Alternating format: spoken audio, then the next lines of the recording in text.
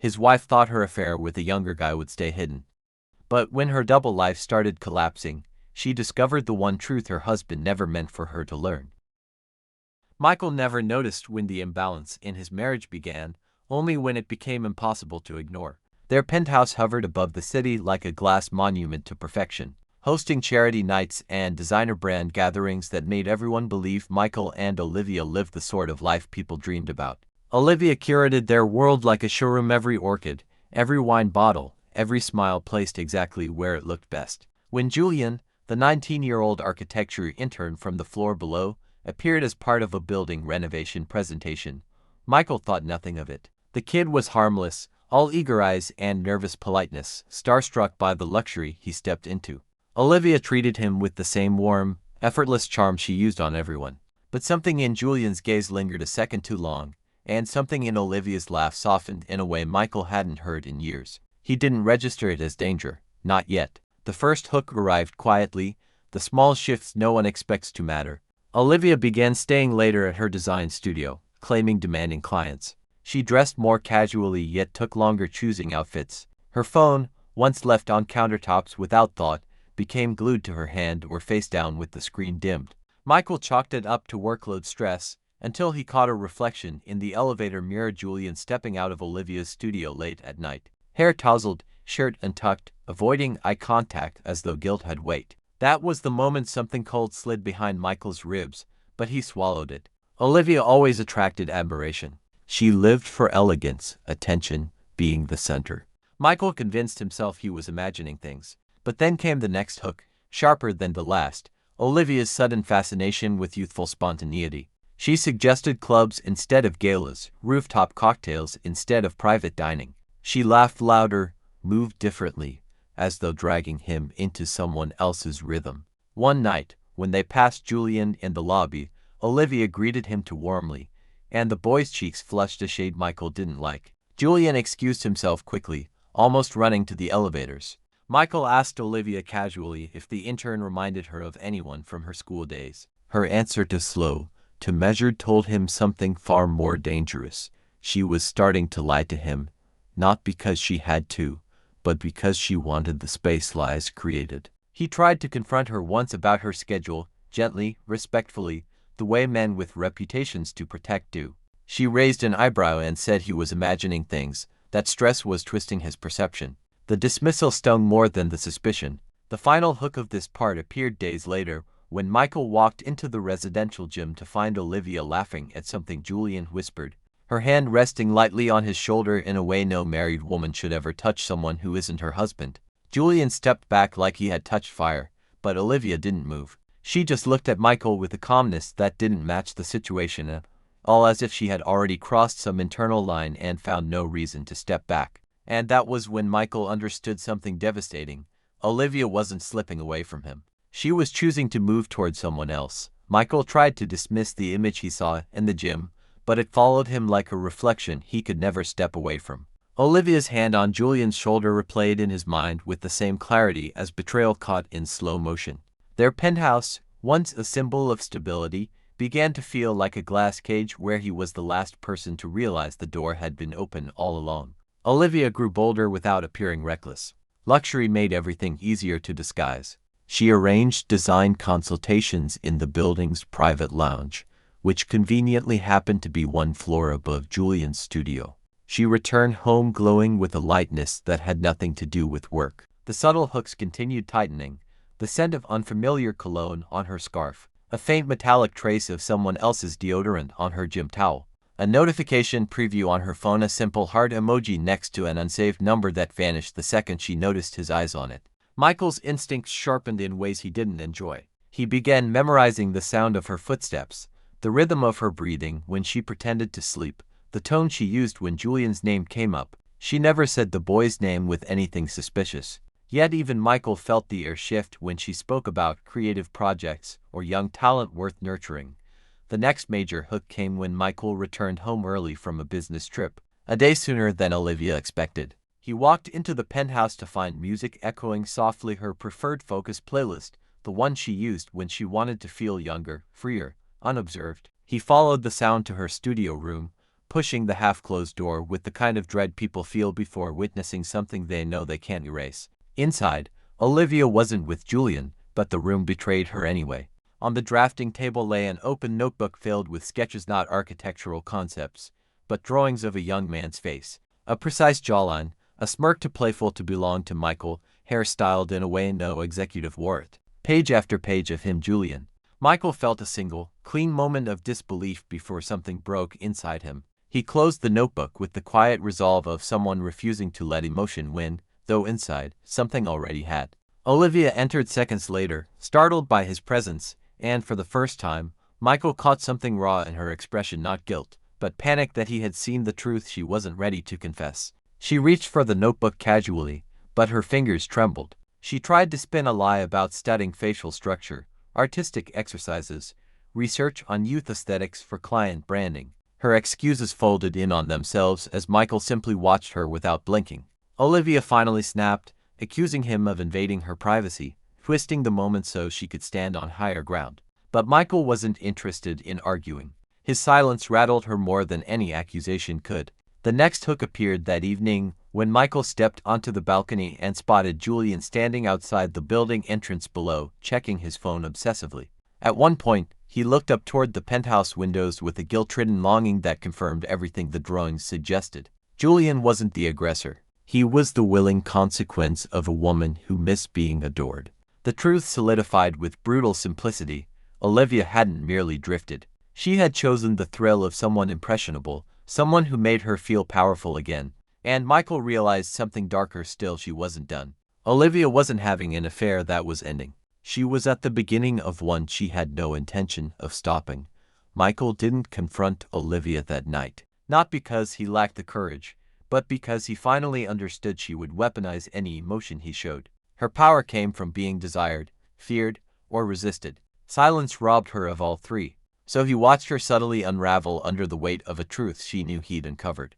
Olivia tried harder the next day's overly sweet good mornings, forced conversations about their next charity gala, sudden interest in Michael's work schedule, but every gesture felt like she was patching cracks in a mirror she had already shattered. The next hook surfaced during a private rooftop event hosted by one of their investor friends. Julian wasn't invited, yet he appeared anyway, hovering near the far edges of the crowd with a drink he looked too young to legally hold. Olivia spotted him within seconds. Her entire body changed, posture lifting, eyes brightening, smile blooming with the kind of warmth she never gave Michael anymore. Michael stood perfectly still as Olivia drifted toward a group position closer to Julian, pretending it was coincidence. The boy's gaze followed her like gravity had chosen a new center. But the hook wasn't their stolen glances. It was what happened when Olivia stepped too close to the balcony where Julian stood waiting. Their interaction was subtle, too subtle for anyone but a husband who had loved her long enough to read the smallest betrayals. She brushed her fingers along the edge of the railing where his rested, a barely there touch masked by laughter. Julian inhaled sharply, eyes locked on hers, and the world around them seemed to fade for a second. Michael saw the decision crystallize in Julian's posture tonight. He would take her somewhere private, and Olivia would follow. The second hook came hours later when Michael returned to the penthouse, having left the party early to avoid watching them circle each other. Olivia claimed she would come home right after finishing a design conversation, but she arrived nearly 2 hours later, hair slightly out of place, perfume faded in a way that suggested someone else had been close. She didn't see Michael sitting in the dark living room until she flinched at the silhouette he created. She asked why he was awake, voice too steady for someone returning from innocence, and Michael simply said he couldn't sleep. It was the only truthful sentence between them that night. Olivia changed in silence, and when she climbed into bed, she faced away from him, breathing too evenly to be natural. The next morning delivered another hook, sharper than the rest. While Olivia showered, her phone lit up on the nightstand. Michael didn't need to touch it. The preview alone was enough. A message from an unsaved number. Last night meant everything. Can we talk again today? Michael memorized the sentence with surgical precision. The final hook came when Olivia left for her studio and Michael, driven by a clarity he hadn't felt in weeks, followed her from a distance, not because he expected to catch something, but because he needed confirmation of what he already knew. Olivia didn't drive to her studio. She drove to a private members-only lounge in the lower tower, a place reserved for residence guests, where privacy was practically guaranteed. Julian stood outside waiting, head down, hands woven together nervously. When Olivia approached, he didn't hide his adoration. He stepped toward her with a softness that wasn't lust, it was devotion. Olivia hesitated only a moment before letting him lead her inside. And that was the instant Michael understood the true depth of betrayal. Olivia wasn't merely cheating. She was building a shadow relationship parallel to their public life, one that made her feel young, powerful, unbound. Michael forced himself to breathe steadily as he watched them disappear behind smoked glass doors. But beneath the hurt, something new sparked, something Olivia never expected. Michael realized he wasn't losing her. She had already lost him, and now, he finally had a reason to stop protecting her from the consequences she believed would never reach her. Michael didn't confront them in the lounge. Instead, he walked away with the calm certainty of someone who finally understood he held more power than either of them realized.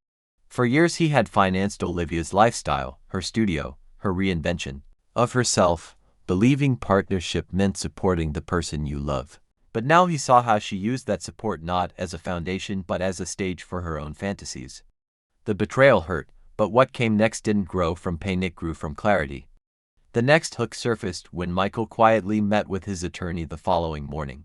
Their marriage contract, originally crafted to protect Olivia's independence, hid a detail she had forgotten. Her studio, funded entirely by Michael in its early years, was technically an asset under his discretionary control unless specified otherwise. She never specified otherwise. The attorney explained it plainly. Olivia's entire business, her brand deals, her intellectual property, her luxury connections, all of it existed because of documents she never bothered to read. The thought didn't make Michael smile, but it did settle something deep inside him. Olivia believed she could rewrite her world while keeping him as the safety net. She had no idea the net was his to remove. That evening, the second hook appeared when Michael returned home and found Olivia behaving with a forced domestic enthusiasm that bordered on performance. She lit candles, played soft music, cooked dinner for the first time in months, all while pretending her nervous glances at her phone meant nothing. She spoke about upcoming events, about renovations she wanted to do, about reconnecting as a couple. Michael understood instantly. Julian must have panicked.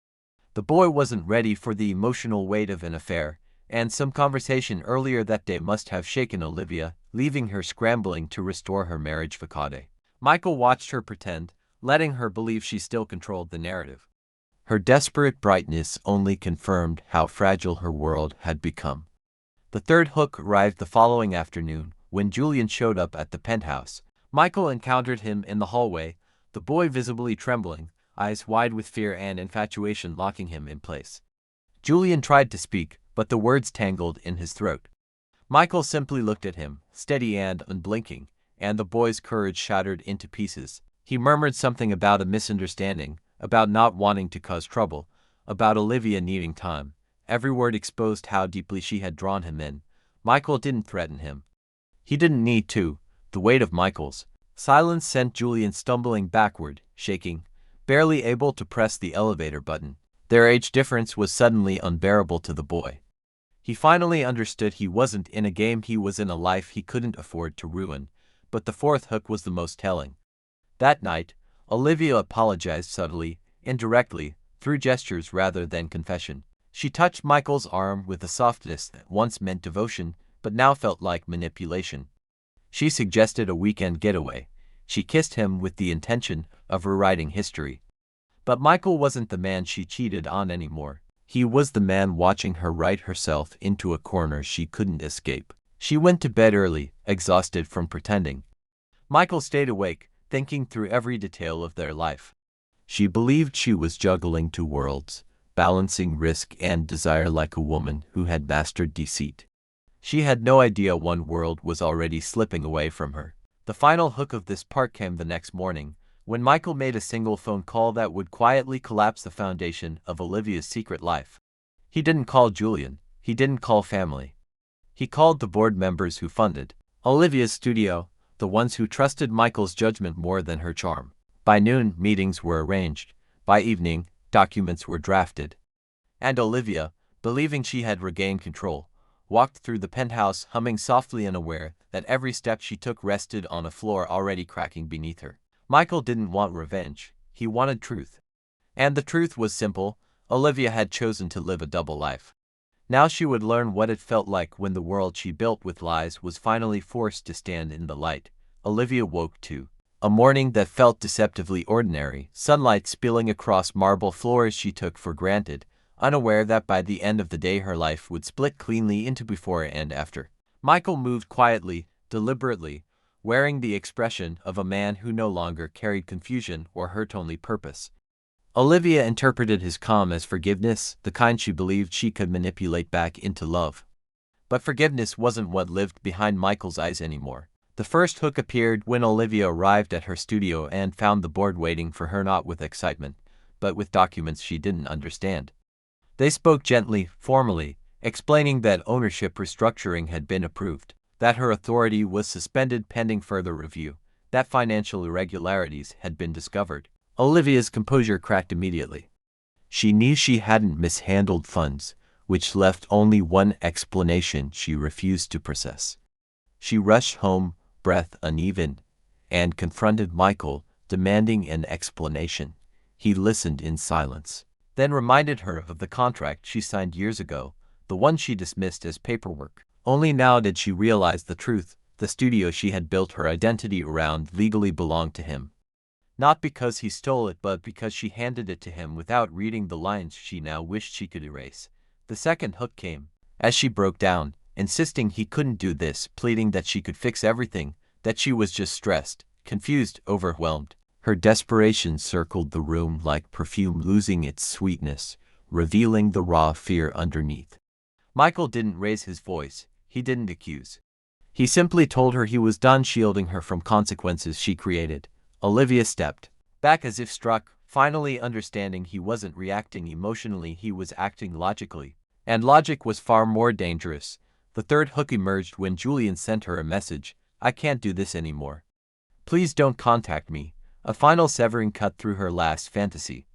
In one day she lost her studio, her young lover, and the illusion she controlled either world. She stormed out, trying to regain footing, only to find neighbors whispering someone had leaked her late-night lounge meetings with Julian.